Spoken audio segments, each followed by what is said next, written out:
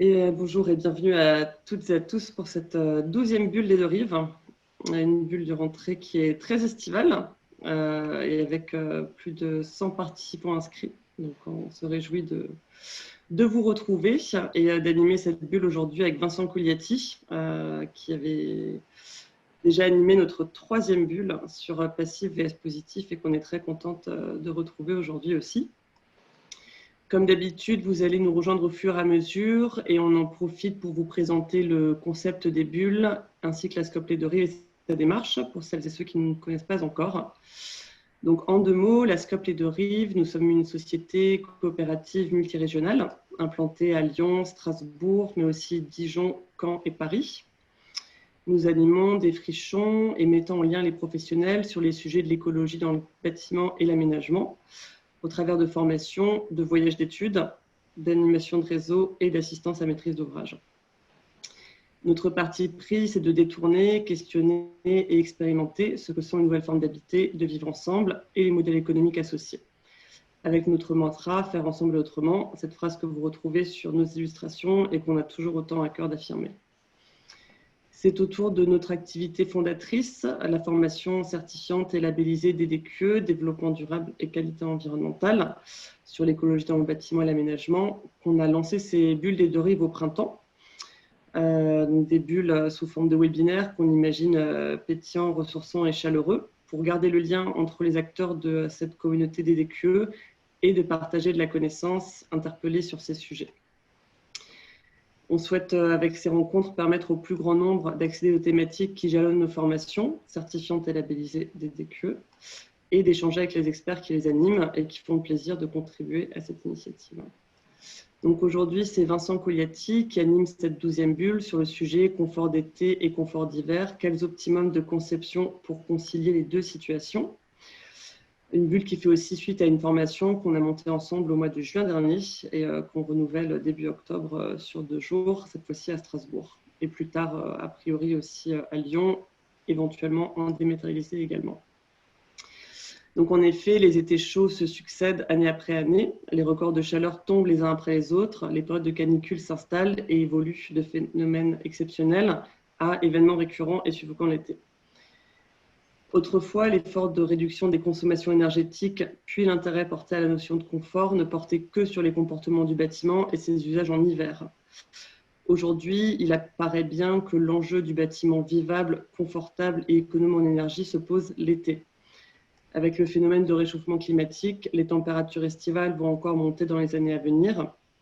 Et avec le souci de limiter les rejets de gaz à effet de serre de nos consommations d'énergie, pour éviter encore d'empirer la situation, la question se pose de comment pouvons-nous concilier économie d'énergie dans le bâtiment avec un confort accru en hiver et en été. Ces deux visions, confort d'été et confort d'hiver, sont souvent opposées et Vincent Cugliati va nous proposer aujourd'hui de concilier ces deux approches par une approche scientifique. Voilà, et pour faire durer le suspense, quelques mots sur ces bulles des deux rives, notre rendez-vous webinaire. Comme à chaque fois, nous allons alterner un sujet réflexif et une application concrète sur la thématique traitée.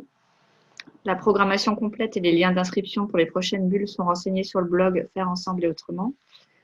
Les enregistrements audio et vidéo des 11 premières bulles y sont aussi consultables pour celles et ceux qui souhaitent les visionner, les revisionner ou les partager avec un petit bonus sur le fil de la bulle que nous continuons d'alimenter, agrémenter des contributions des participants à ces webinaires.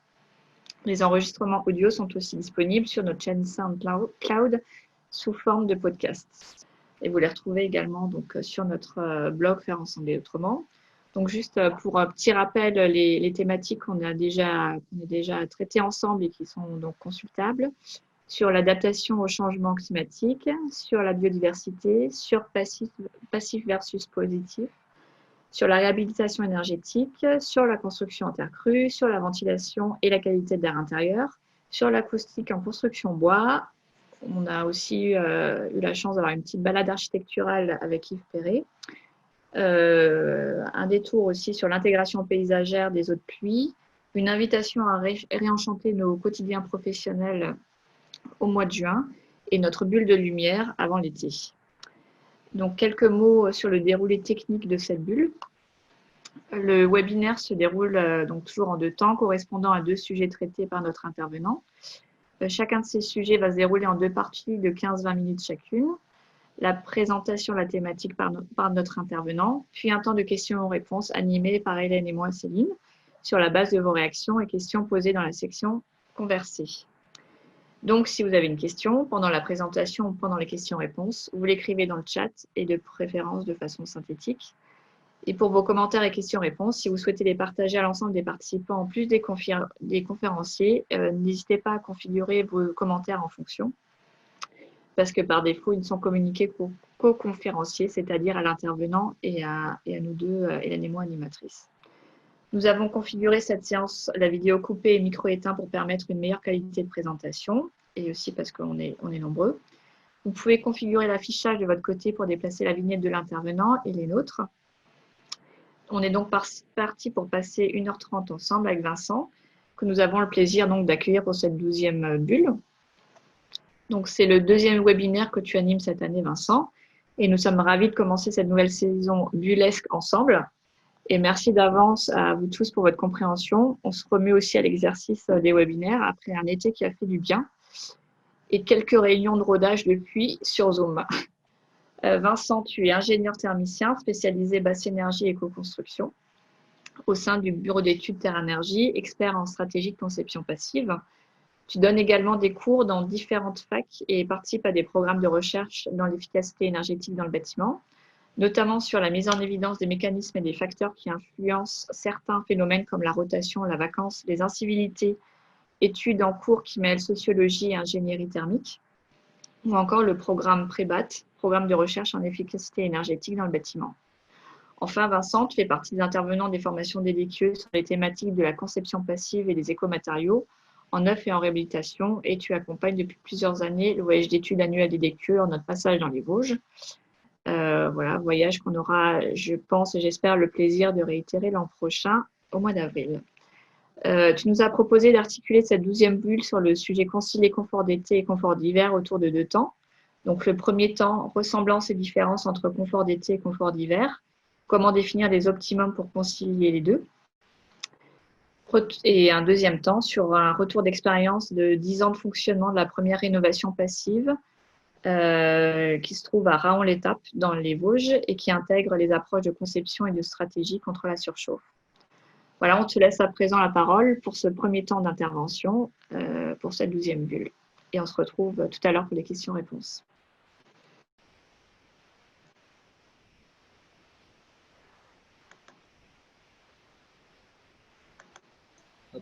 Bonjour à tous.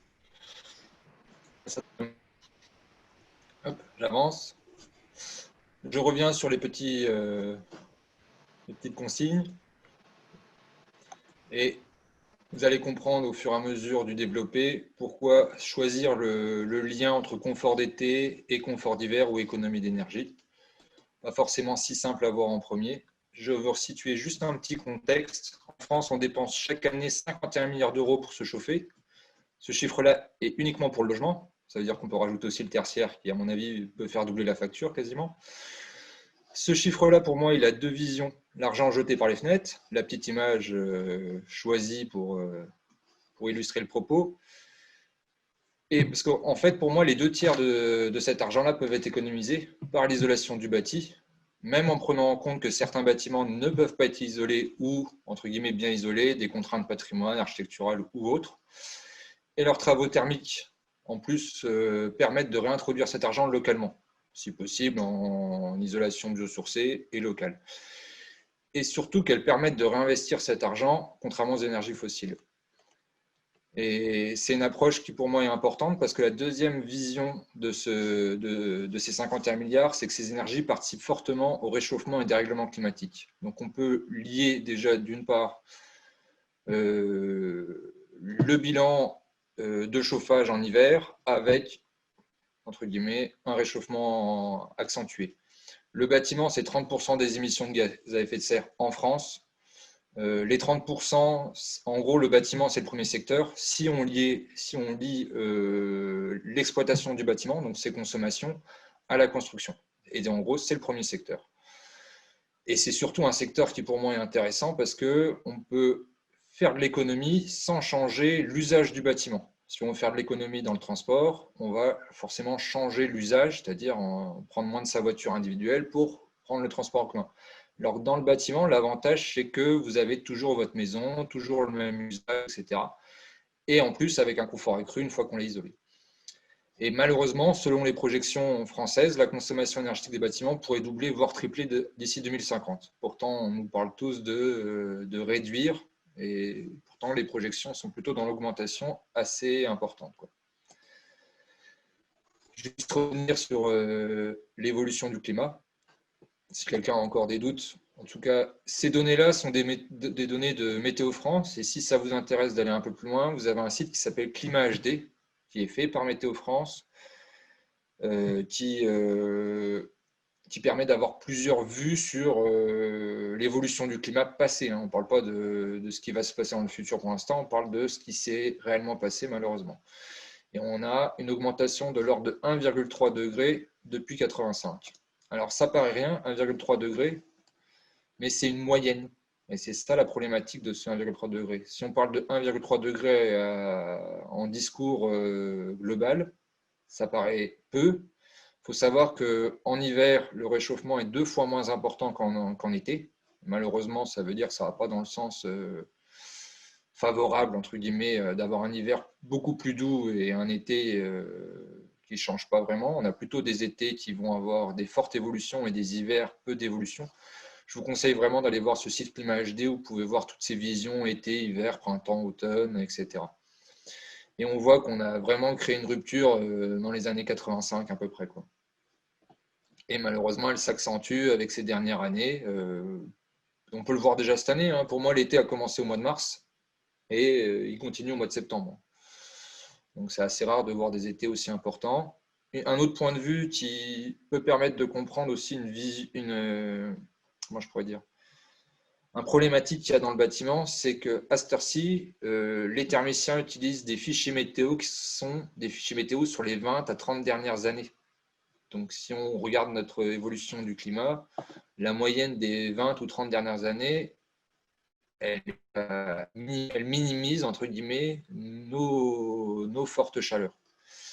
Et on se pose la question de concevoir des bâtiments qui sont valables aujourd'hui et demain, alors qu'on est en train de concevoir des bâtiments qui sont valables sur les 10, 20, 30 dernières années. Donc, ils ne prennent pas en compte ces évolutions, quoi. Ça commence bien pour qu'on conçoit un bâtiment. Une autre vision, c'est les scénarios d'évolution, les projections du climat. Bon, là, il y a des grosses discussions qui peuvent avoir lieu en fonction des différents scénarios. On peut voir qu'à mon avis, on est quand même dans un scénario qui sera malheureusement plus important que nos fameux plus degrés. On s'oriente quand même plus. Et toujours sur les mêmes références, les mêmes sources, la problématique, c'est des températures estivales assez importantes. On parle de plus 2 à plus 5 en moyenne, mais on parle en été de plus 5 à plus 10, et avec des températures extrêmes, jusque 55 degrés si on se base en 2100. Et à mon avis, ça ne sert à rien de se baser en 2100. On peut déjà regarder 2050 et on a une évolution qui serait de l'ordre de au moins 2 degrés, quoi. En fonction des scénarios, on peut envisager de grosses vagues de chaleur. Et un sujet qu'on essaie de mettre en évidence depuis 1 ou 2 ans, c'est les effets d'îlots de chaleur qui renforcent la problématique dans les grandes villes. On parle d'une augmentation de 6 à 8 degrés de plus dans les grandes villes par rapport à l'évolution annoncée. Donc, ça vous laisse imaginer. Pour bien comprendre la problématique, elle se situe toujours sur pour qui on construit. Donc, pour moi, c'est la pièce maîtresse d'un bâtiment passif ou la pièce maîtresse d'un bâtiment bien conçu. L'être humain, tout simplement, c'est pour lui qu'on construit. La problématique, c'est que le confort thermique est optimal lorsque la chaleur dégagée par le corps humain est en équilibre avec sa production de chaleur. Dit autrement, notre corps, c'est une petite machine thermique qui, pour manger, se déplacer, réfléchir, vivre tout simplement, pompe des calories, ce que vous mangez, et en dégage de la chaleur. Et à tout moment, notre corps doit arriver à régler sa température en fonction de l'énergie dégagée. Donc, vous l'avez tous remarqué, plus vous faites du sport, plus vous avez chaud. Et donc, plus votre corps doit pouvoir évacuer cette chaleur pour maintenir en ordre de grandeur une température interne de 36,7. Et si on se resitue, pour l'exemple, pour comprendre la suite du déroulé, une température d'environ 34 degrés à la surface de la peau. Alors, première réflexion, hein, que se passe-t-il quand la température dépasse 34 degrés? Je vous ai mis une petite image à côté qui reflète en gros les échanges de chaleur. Comment notre corps arrive à réguler sa température? On parle bien forcément d'une température plutôt à partir de 20 degrés, hein, d'une régulation de la température plutôt en climat chaud qu'en climat très froid. En climat froid, on rajoute des vestes et notre corps a plus de facilité à augmenter sa température en phase hivernale qu'à réduire sa température en phase estivale. La problématique, c'est que notre corps doit maintenir 37 degrés environ, ça veut dire 34 degrés en surface extérieure. Pour ça, il se refroidit, dès qu'on dépasse 20 degrés. Il se refroidit par de la conduction, il se refroidit par rapport à l'ingestion de nourriture en fonction de ce qu'on va manger, hein, bien sûr. Donc en été, excusez-moi, on va plus s'orienter vers des crudités, des choses faciles à digérer, limiter la viande, limiter les aliments gras, surtout en été. Le rayonnement, la convection, et il nous reste une petite partie, 25%, l'évapotranspiration ou l'évaposudation. Problématique quand la température dépasse 34 degrés, c'est que la conduction, elle ne permet plus de refroidir le corps, l'ingestion de nourriture est toujours valable en fonction de ce qu'on mange, le rayonnement ne permet plus de refroidir le corps, la convection ne permet plus de refroidir le corps. Il ne nous reste que cette partie-là, pas forcément pratique hein, dans notre vie sociale, hein, suer à grosses gouttes pour maintenir son équilibre, et en fonction des métiers, c'est encore pire. J'imagine un dentiste ou autre qui suait sur son patient, quoi. Et donc, à partir de 34 degrés, il ne reste plus que ce paramètre-là pour arriver à réguler sa température. Et il faut comprendre que dès qu'on va dépasser 34 degrés, on va rentrer dans une situation assez critique, quoi. Même si c'est possible de vivre au-delà de 34 degrés, c'est pas possible de vivre au-delà de 34 degrés sur des temps assez longs. Juste pour resituer le paramètre, comment notre corps se comporte à la température. Et la définition de la surchauffe, en tout cas ça c'est un peu la mienne et celle de la conception passive. Pour nous, une surchauffe, c'est quand la température intérieure dépasse 25 degrés pendant plus de 10% du temps. Attention, 10% du temps d'une année. Ça veut dire quand même équivalent à un peu plus d'un mois.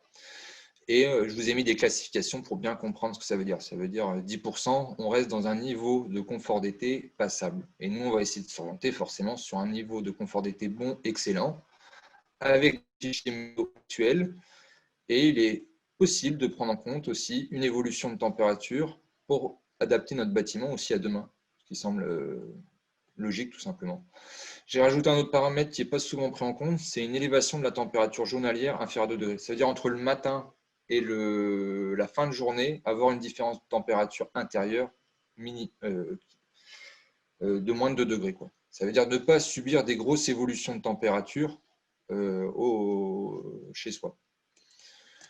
Je rentre dans deux autres petites approches que je vais passer assez vite, hein. Il y a deux autres approches qui existent, qui sont un peu plus poussées que ça, qui essayent de se baser sur la régulation de notre corps à la température. Je l'ai expliqué tout à l'heure que on avait surtout un paramètre quand on dépassait 34 degrés. Plus on va se rapprocher de 34 degrés, plus les autres paramètres qui sont la conduction, la convection, le rayonnement vont réduire. Ça veut dire qu'ils vont réduire notre régulation à la température. Et il nous restera, entre guillemets, plus que la sudation. Et la sudation est liée à l'hygrométrie. Si chez vous, il fait 100% d'humidité, vous pouvez suer. Mais le principe de la sudation pour refroidir votre corps, c'est que l'eau, pour s'évaporer, pique des calories à son substrat. Dit autrement, votre sueur, quand elle s'évapore, vous refroidit. C'est un principe de physique, un changement de phase de matériaux. Donc, ce premier paramètre essaye de s'adapter à la régulation de notre corps, tout simplement. Attention, tous les êtres vivants ne régulent pas leur température sur ce principe-là. Une deuxième approche, qui est à mon avis celle qu'on va entendre de plus en plus parler, qui ne met pas en avant des températures très confortables dans le bâtiment, mais qui permettent de s'adapter avec la température extérieure, surtout quand elle va être de plus en plus élevée. Ça veut dire que notre corps est capable de s'adapter. C'est la vision de cette approche-là. Donc c'est pour ça qu'on dit qu'elle est adaptative. Plus il fait chaud dehors, plus une température intérieure élevée est acceptable. Et on peut voir que sur ce graphique-là, d'ailleurs, la température s'arrête à peu près à 34 degrés. Le confort, la température intérieure de confort s'arrête à 34 degrés. Et c'est pour ça que j'ai voulu vous expliquer juste avant ce principe de régulation de notre corps. Pour entrer dans le vif du sujet, un petit exemple facile. Une vision qui date de centaines, voire milliers d'années, où les gens ont su s'adapter avec leur climat très chaud, et une vision actuelle où, soi-disant, l'être humain s'adapte à son milieu, surtout quand il fait chaud. Donc on met une chemise, on met un short, on met des tongs, et voilà, on s'adapte au milieu.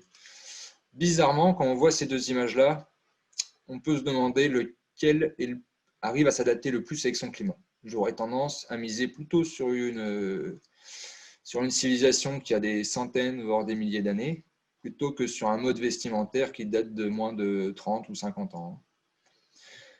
Juste pour expliquer, le principe de s'habiller ample avec des vêtements sombres, c'est que le seul paramètre qui permet de réguler la température de votre corps, c'est la sudation.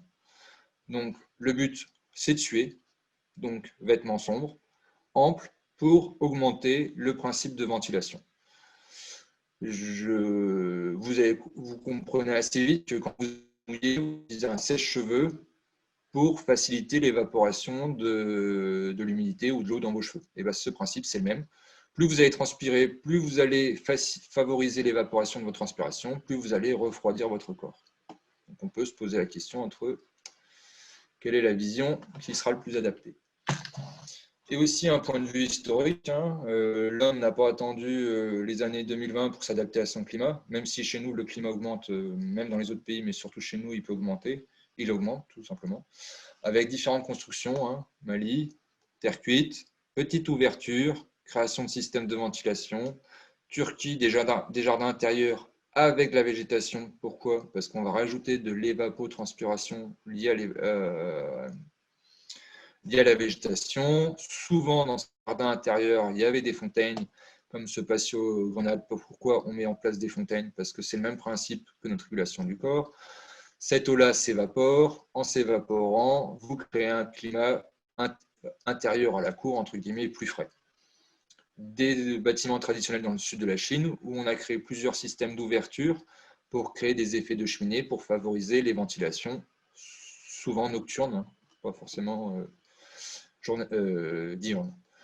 Et un exemple de système égyptien aussi, de système de mise en pratique d'une stratégie passive pour se protéger de la chaleur. Et ce qui est intéressant à voir, c'est la même chose que la diapo d'avant, c'est sur l'adaptation de notre société à nous. Voilà. Voilà comment notre société à nous s'adapte aux différents climats. Entre Mulhouse et Marseille, vous imaginez que ce n'est pas le même climat. Entre Rennes et Toulouse non plus. On n'a pas les mêmes climats. Et pourtant, d'un point de vue non initié en architecture, c'est la même chose. Et c'est sûrement ça qui pose problème, c'est qu'on conçoit des bâtiments qui sont basés sur pas mal de paramètres, mais en tout cas, pour moi en tout cas, aucun paramètre d'adaptation bioclimatique, d'adapter la construction à son lieu. C'est quand même une base, mais on ne le fait plus. Alors, j'ai une autre réflexion aussi, c'est où est placé le confort de l'utilisateur dans ces constructions-là. J'ai du mal à le voir, quoi. Donc, on a oublié, entre guillemets, d'adapter sa conception à un lieu et de l'adapter aussi à une évolution du climat.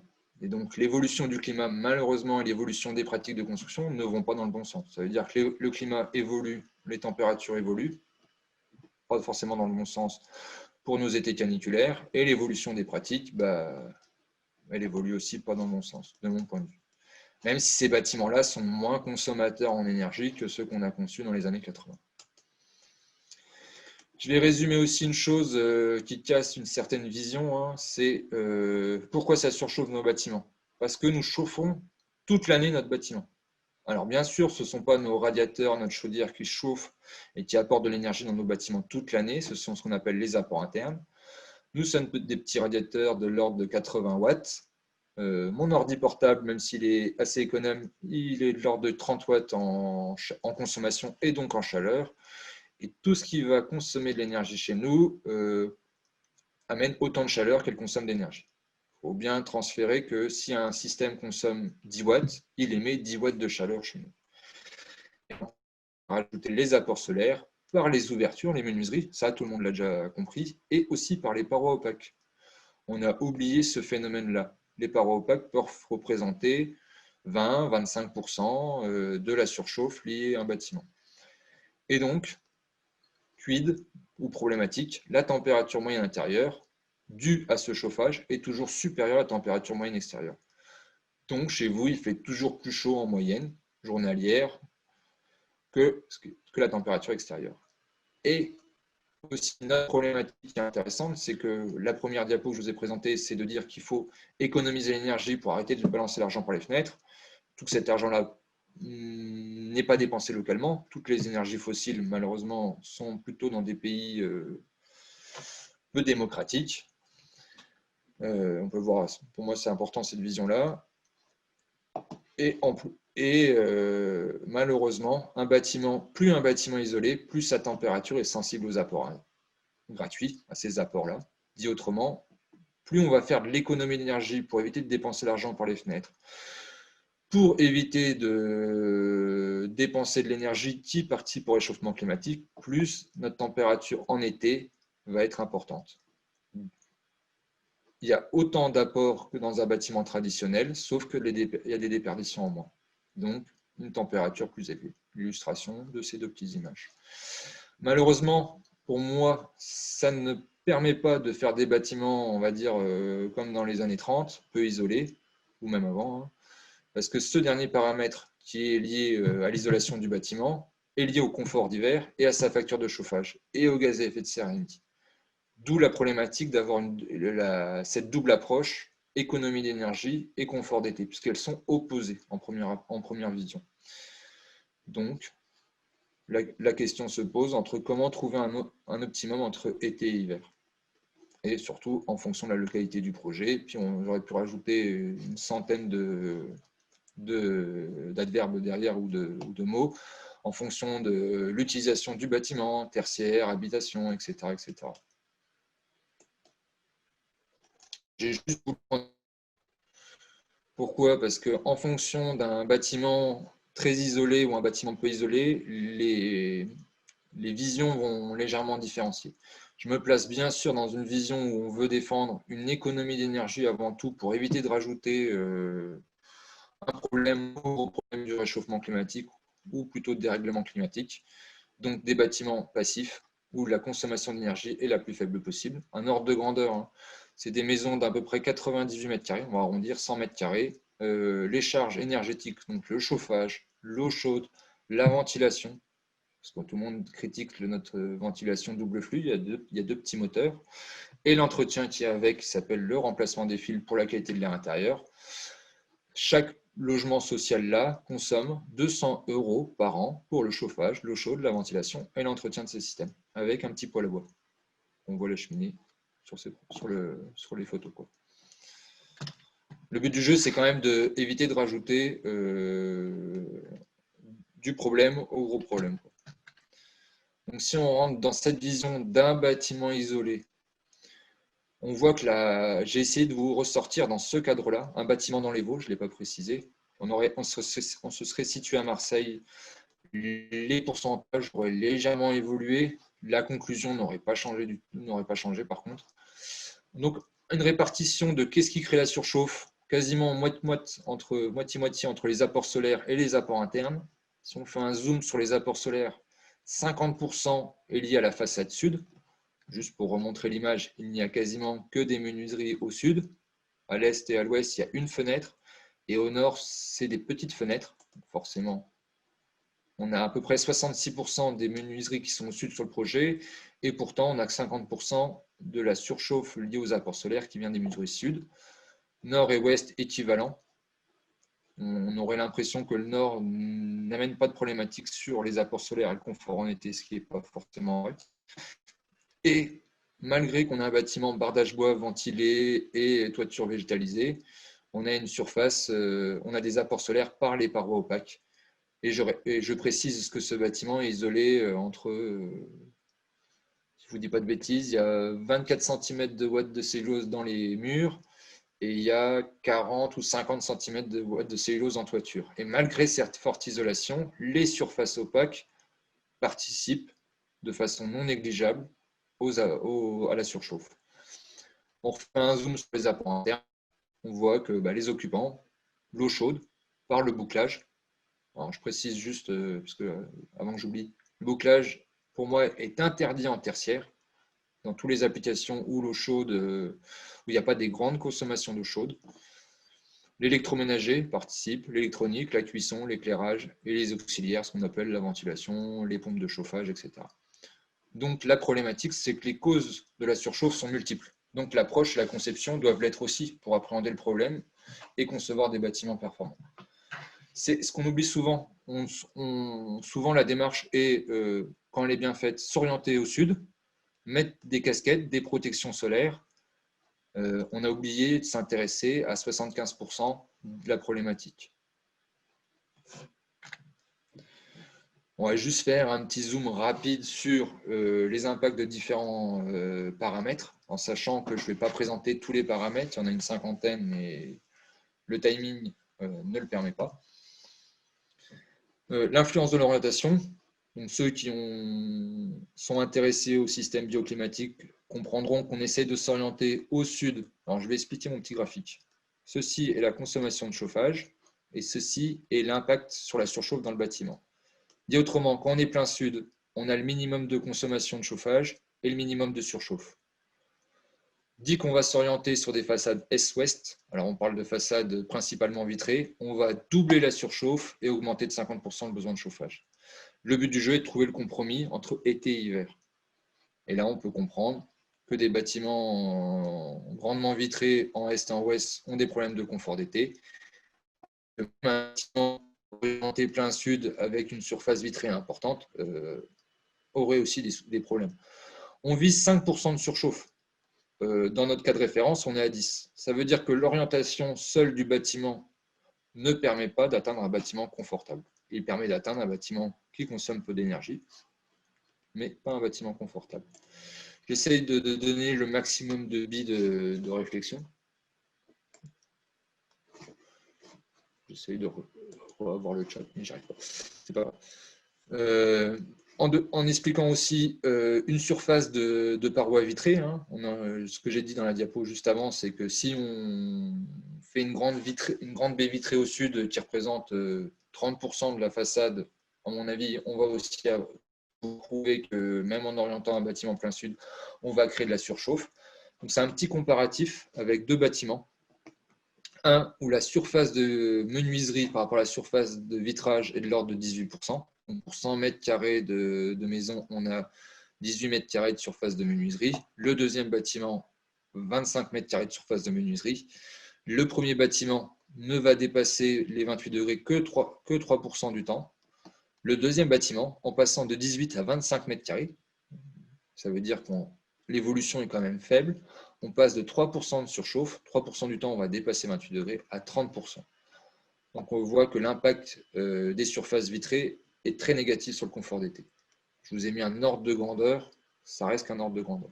On essaye de ne pas dépasser 20%. Et là, on comprend aussi pourquoi le bâti ancien est peu sujet aux surchauffes, déjà parce qu'il n'est pas isolé, et d'autre part, les ratios de surface de menuiserie sont de l'ordre plutôt de 10% que de 20%. Une petite blague qui fait la guerre des trois vitrages n'aura pas lieu. C'est un petit comparatif des différents types de vitrages. J'ai oublié le simple, hein, je l'ai abandonné. pour moi, à cette heure-ci, c'est surtout le double et le triple vitrage, en sachant que le quadruple existe et le quintuple aussi. Hein. C'est pas ce qu'on va essayer c'est pas ce qu'on va mettre en œuvre, mais on va surtout comparer les deux là. Un bâtiment isolé équipé de double vitrage surchauffera 50% de plus qu'un bâtiment équipé de triple vitrage. Parce que le facteur solaire d'un double vitrage est de l'ordre de 62% et un triple de l'ordre de 50%. Vous aimez le prix du triple vitrage pour aussi casser des idéaux que le triple vitrage coûte très cher. On parle de l'ordre de grandeur de 60 € du mètre carré du châssis, du vitrage, excusez-moi. Et aussi consommera 33% de plus. Donc participera 33% de plus au réchauffement climatique. Donc là, on arrive à liaisonner des paramètres qui vont dans le sens de l'économie d'énergie et du confort estival. Je vous ai mis aussi des petits ratios. Et ça, c'est par rapport à la surface de minerie par rapport à une façade sud. Donc on va aussi se limiter en surface orientée au sud. Un autre paramètre qui rentre dans le domaine du bioclimatisme, l'influence des protections fixes. Pour moi, elles sont plus importantes ou aussi importantes que les protections solaires temporaires. Vous allez comprendre avec la diapo d'après. Attention à ce genre de petit graphique trop simpliste où on se protège du soleil le 21 juin à midi. C'est le solstice. Hein. Ça serait bien que ça fonctionne aussi le 21 juin à 13 h. Et le 22 et le 23, et puis si possible, au vu d'évolution du climat, aussi en septembre. Et je vous ai fait juste un petit graphique pour présenter en fait l'évolution du confort d'été dans un bâtiment avec une profondeur de balcon, pour le schématiser, mais ça marche aussi bien avec des dimensionnements de casquettes. On va essayer d'avoir des débords de 1,50 m à 2 m. On peut voir, et vous avez un document de l'AQC sur le confort d'été qui est assez intéressant, qui met des retours d'expérience. Donc AQC, agence, qualité, construction. Vous avez pas mal de retours d'expérience disponibles sur ce site-là. Et on va envisager un débord de 1,5 à 2 m. Donc on voit des débords de 30 cm sur des bâtiments, leur impact, leur influence sur le confort d'été est pratiquement nul. L'autre paramètre que je vous parlais, c'est les protections solaires temporaires.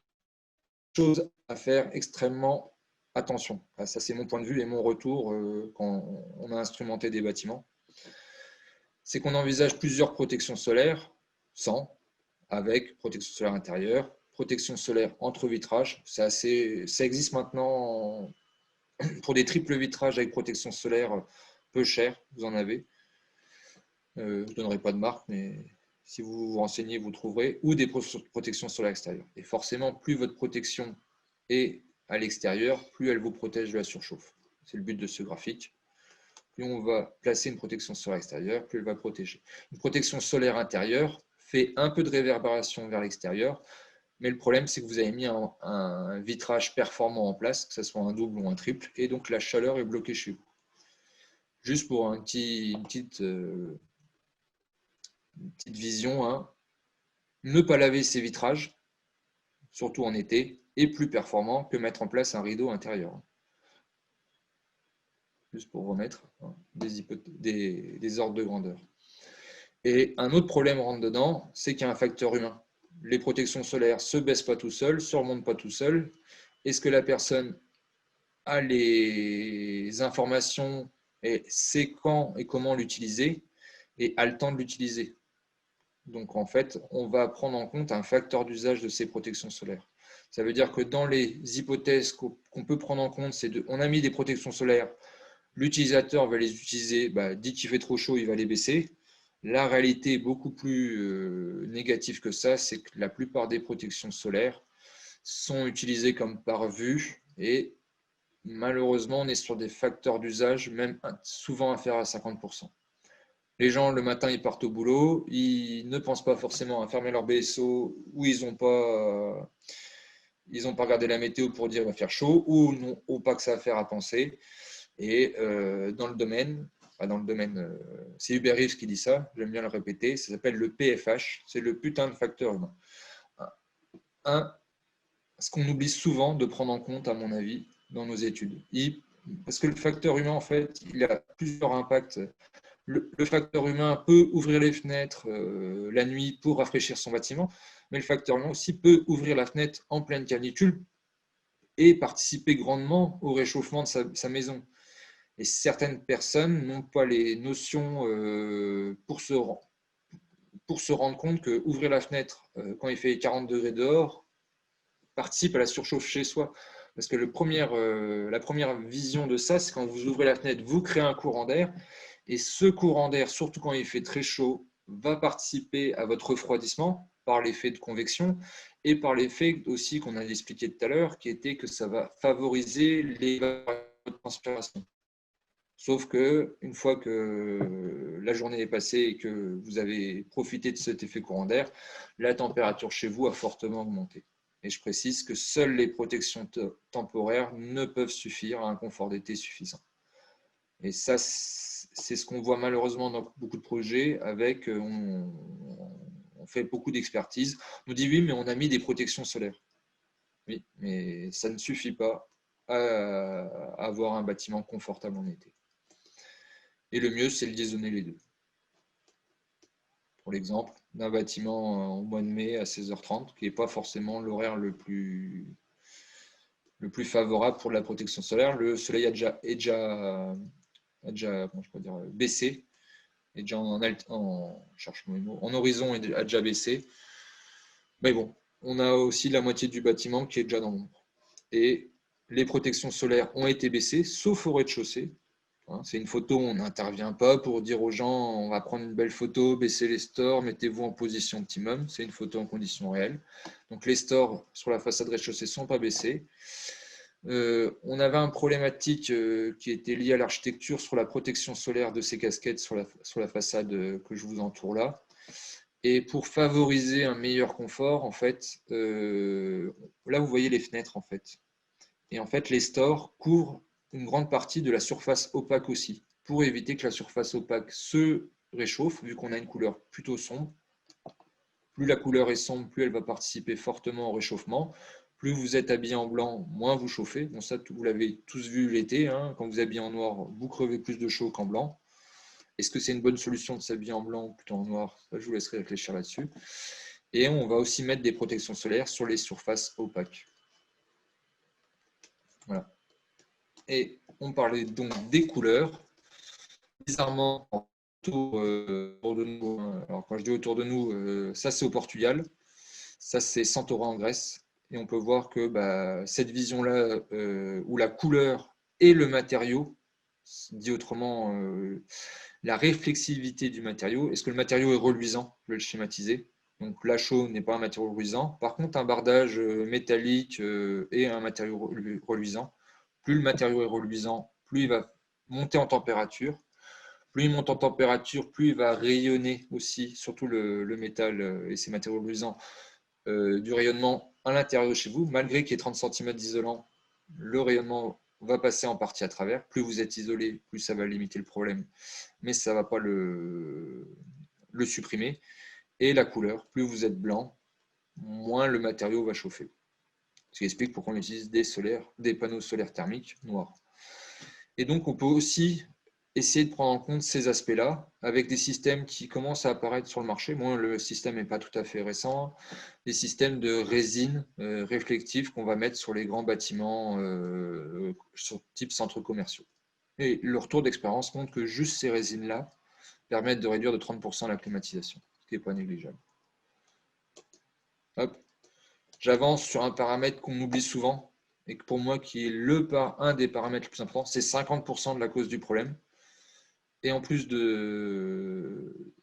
Bon, ce paramètre, c'est les apports internes. Donc, on ne va pas demander à l'utilisateur qu'il sorte de chez lui pour ne pas participer à la surchauffe, parce que on est tous des petits radiateurs. Mais on va s'intéresser à comment un concepteur de bâtiment peut limiter les apports internes. Ça veut dire que oui, il faut qu'on s'intéresse à l'équipement qui va être mis en place.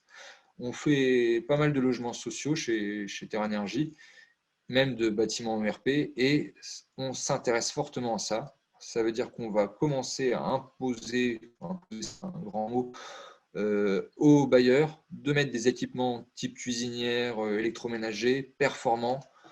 On aimerait bien aussi essayer d'aller vers des visions de de laverie commune qui ne soit pas dans les logements, forcément, qui soit une laverie commune extérieure logement pour éviter de ramener cette chaleur-là. Il y a aussi une vision sociale là-dedans. Et ces apports internes-là, en moyenne, hein, j'ai fait une moyenne sur la consommation d'électricité en France, c'est en été 4 degrés de plus chez vous. Si en été, vous voulez réduire de 4 degrés la température, vous débranchez tout. Bon, il n'y aura plus d'ordinateur, il n'y aura plus de télé, il n'y aura plus de lumière, mais vous avez gagné 4 degrés. La vision, elle n'est pas de dire on va revenir à la bougie ou à la lampe à l'huile, comme notre cher président nous l'a rappelé. Il est plutôt d'avoir une vision sur un équipement performant, une efficacité énergétique élevée, qui permettra de contribuer au confort d'été et à la protection de l'environnement, et puis de nos finances, tout simplement. Donc là, on peut être gagnant sur les 3 approches, quoi. Et je répète que c'est une approche, même quand on fait de la conception de collèges, de lycées, de logements sociaux ou n'importe quoi, une approche qu'il faut avoir. Il faut qu'on puisse avoir cette discussion et cet impact dans la conception des bâtiments. Même si en première approche, on pourrait dire que ça ne nous concerne pas, l'équipement là, c'est l'équipement que va installer l'utilisateur. Et donc, c'est à lui de se débrouiller avec. Il faut au moins avoir cette vision-là et le guider dans les choix-là et bien lui expliquer ça.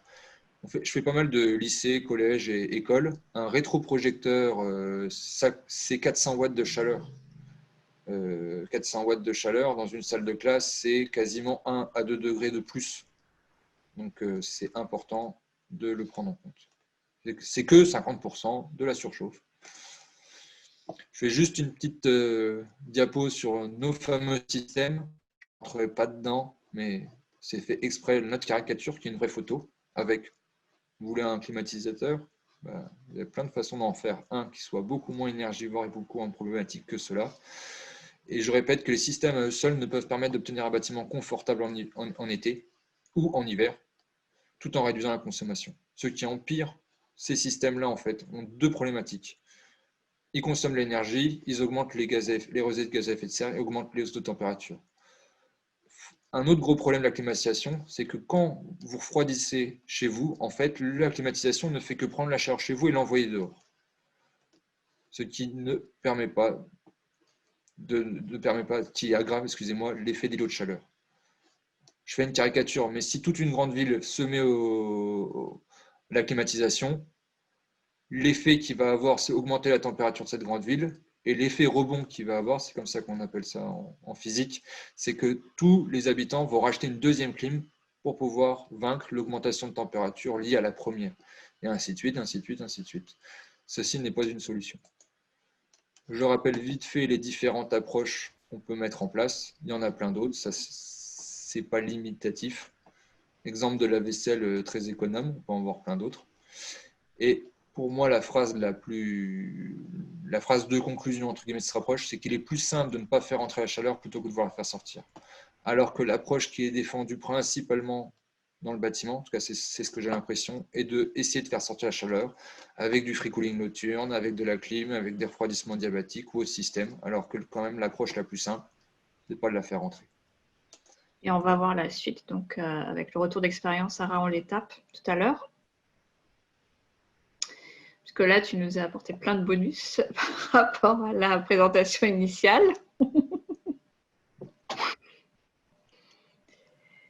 Est-ce que ça te convient si on passe au moment d'échange questions-réponses, Vincent? Mais bien sûr. Ok. Merci de nous avoir rebossé cet état des lieux et les notions de base pour bien appréhender le sujet. Et avec le préambule physiologique via le corps, notre petite machine thermique qui, pour vivre, pompe des calories et dégage de la chaleur pour se réguler. Tout d'abord, une première question, remarque de sémantique. Pourquoi utiliser les termes d'hiver et d'été? Sauf en ce qui concerne les températures extrêmes, bien entendu, il semble qu'il faudrait concevoir des bâtiments qui fonctionnent également au pire moment de l'année, c'est-à-dire en intersaison, avec de possibles variations très brutales dans la même journée. En bâtiment isolé, en tout cas le retour qu'on a des nôtres, c'est qu'on n'a pas du tout de problématique sur l'intersaison. C'est souvent ce qu'on entend sur des problématiques d'intersaison, mais je pense que les problématiques d'intersaison sont sont liés avec uniquement une vision de protection solaire, de débord de toiture, qui ne fonctionne pas en intersaison. Mais si on a une approche globale de la problématique de confort d'été, on a surtout les problématiques des températures très froides, des températures très chaudes. Et quand on est en mi-saison, les problématiques n'apparaissent pas. Donc moi, je n'ai pas vu dans mes retours d'expérience, dans les bâtiments qu'on a conçus, des problématiques d'intersaison. Mais je pense qu'elles existent parce qu'on a eu une vision du confort d'été ou du confort d'hiver sur quelques paramètres et pas l'ensemble des paramètres. La vision, elle est assez complexe parce qu'on est en train de dire que vous avez il faut une approche multiparamètres. Et j'ai juste voulu montrer pour les graphiques du confort d'été qu'on avait plutôt une vingtaine, trentaine, quarantaine de paramètres qui, juste pour le confort d'été, impactent les températures intérieures.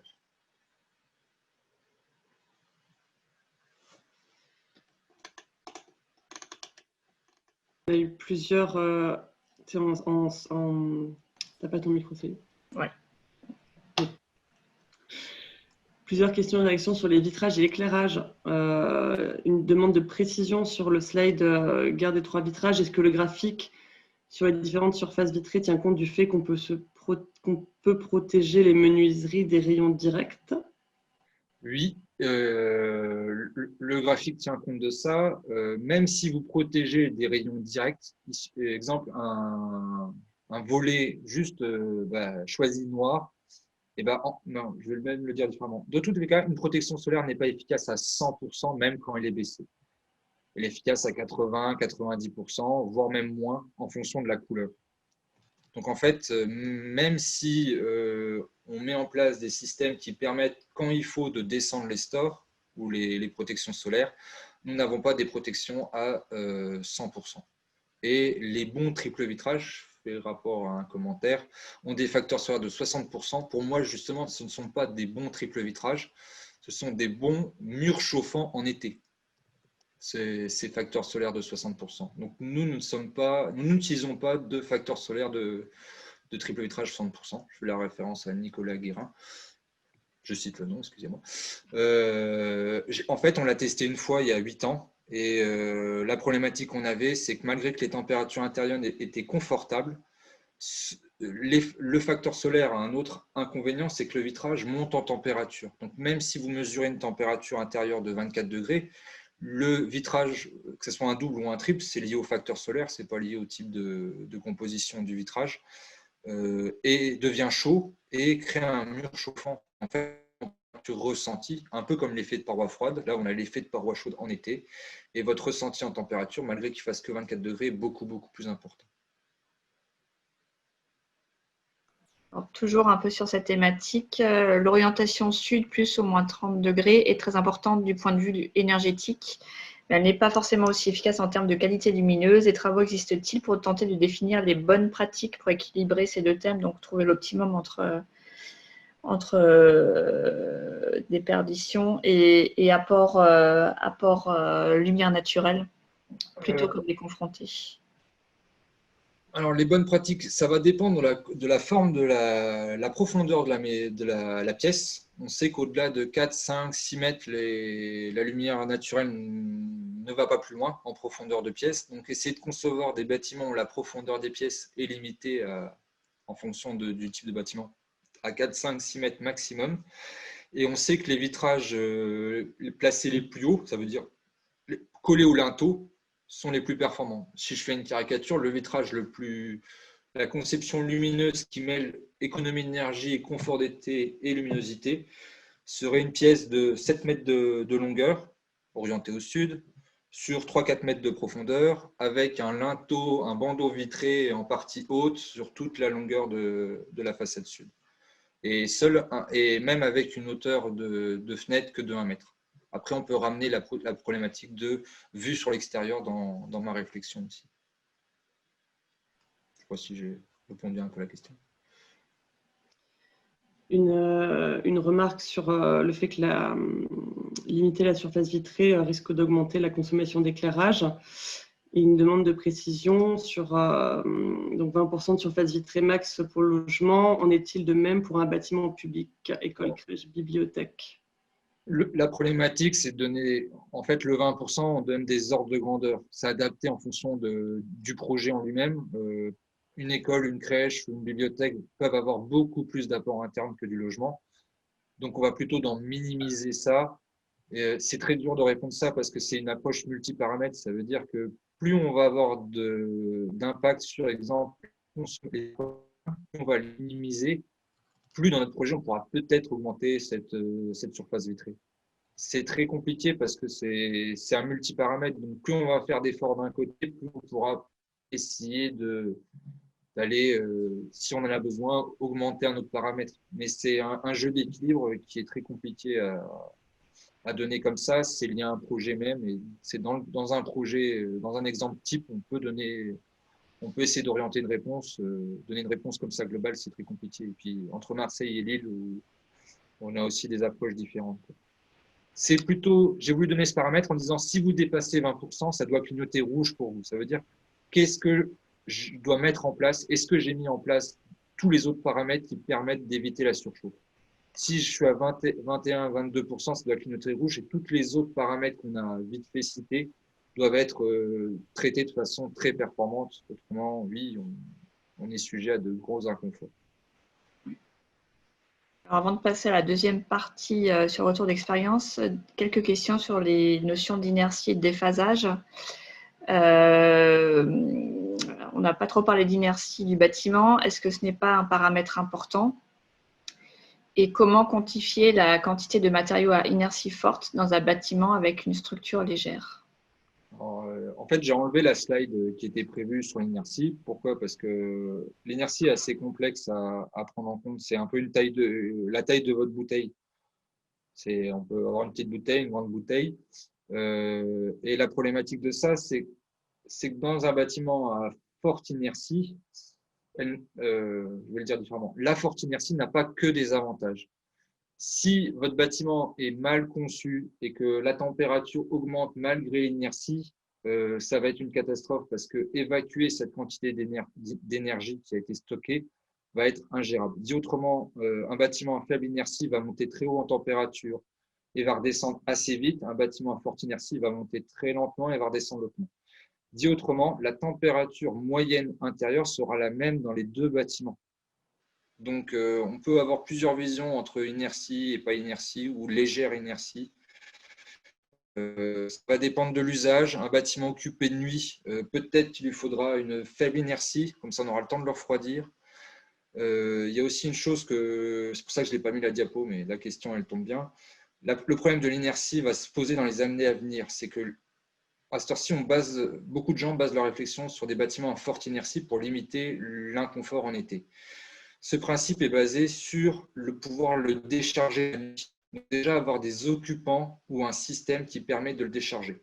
Alors quand je dis occupant, c'est l'ouverture des fenêtres la nuit. Je l'ai mis dans la slide juste avant qu'on a passé trop vite. Et en plus, l'ouverture des fenêtres la nuit, c'est 4 fenêtres qui sont ouvertes et 2 sur chaque façade. Et c'est 9 heures d'affilée à minima. Ça demande que les gens soient formés pour bien le prendre en compte. Et il y a une autre problématique, c'est en période caniculaire. Quand il fait plus de 20 degrés dehors et les périodes caniculaires vont se multiplier, nous ne pourrons plus, en période caniculaire, nous ne pouvons pas évacuer cette forte inertie. Donc cette vision d'inertie, pour moi, même si tout le monde en parle, ce n'est pas une vision prioritaire dans la stratégie de confort d'été. Et plus l'évolution, malheureusement, plus on va avancer dans le temps, plus l'évolution du climat va amener des nuits chaudes. Et en plus, si on se base sur des climats déjà actuels de Marseille, les températures nocturnes limitent fortement ce principe d'évacuer cette énergie emmagasinée dans l'inertie. En essayant d'avoir répondu à cette question. L'inertie, je vais l'expliquer tout à l'heure, il y a autant d'avantages que d'inconvénients. C'est ça la problématique. Et les systèmes qu'on peut mettre en place avec de la ventilation, en faisant fonctionner une ventilation la nuit, imposent des fortes consommations énergétiques.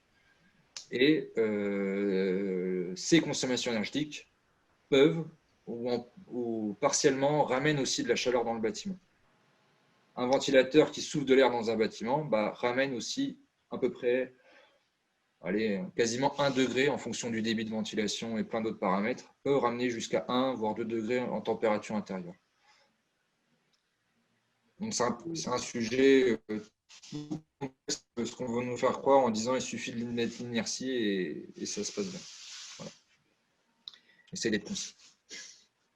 On saisit la balle au bon pour passer au temps numéro 2, si tu en es d'accord Vincent, sur le retour d'expérience de 10 ans de fonctionnement de votre première rénovation passive dans les Vosges à Raon-l'Étape.